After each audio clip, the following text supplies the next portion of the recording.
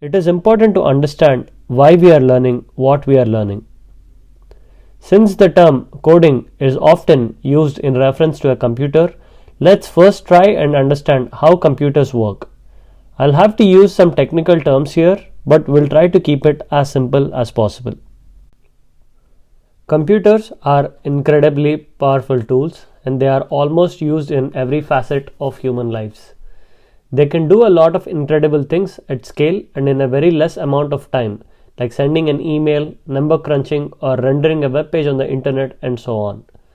But they do not know anything about it. They need detailed instructions from humans to perform the required activities. This is essentially what we call as programming. You might have heard terms like hardware and software with respect to computers. But what do they actually mean? The physical components of the computer are referred to as hardware. Since these components are visible to our eyes and can be touched, hardware is easily understood and recognized by humans. Whereas software simply is a set of instructions that tells the hardware what to do. Software can be compared to the signals our brain sends to different parts of the body. Typically, we think of hardware and software as separate entities, but they are dependent on each other for computers to work. Now let's figure out the answers to these two questions. What is a programming language and why should we learn it?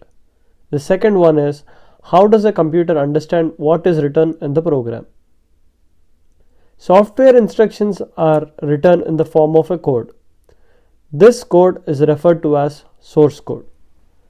Source code must be written in a language referred to as programming language.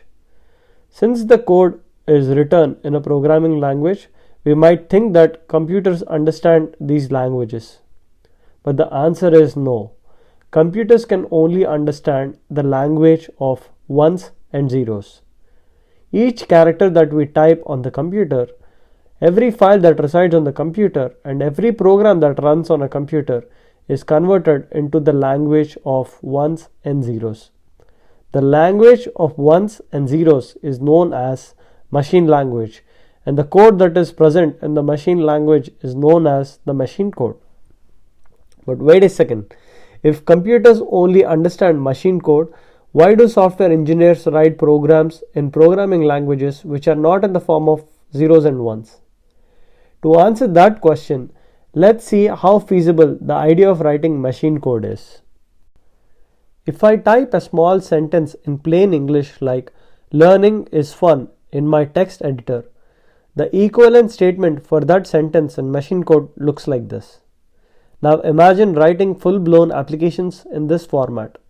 It is impossible for us to write machine code by hand as it will take a lot of time and be very inefficient.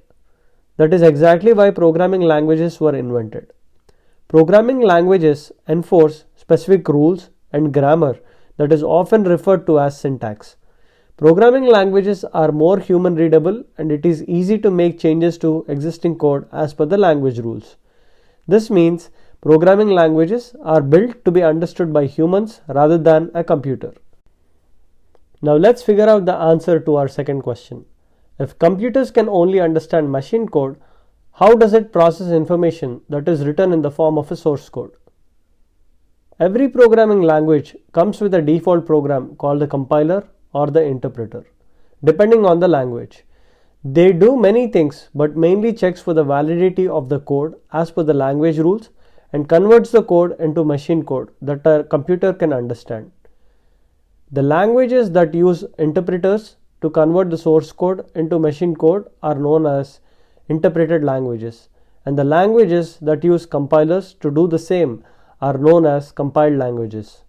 There are several steps that the compiler or interpreter performs to convert source code into machine code. I won't go into the depths of it as it is a separate topic by itself. All you need to know is compilers or interpreters are programs that are developed by software developers who develop programming languages. Programming languages are differentiated as high-level versus low-level languages. The most common programming languages that we now see on the internet are all high-level programming languages, which means they are more understandable by humans and they have to be converted into machine code by compilers or interpreters.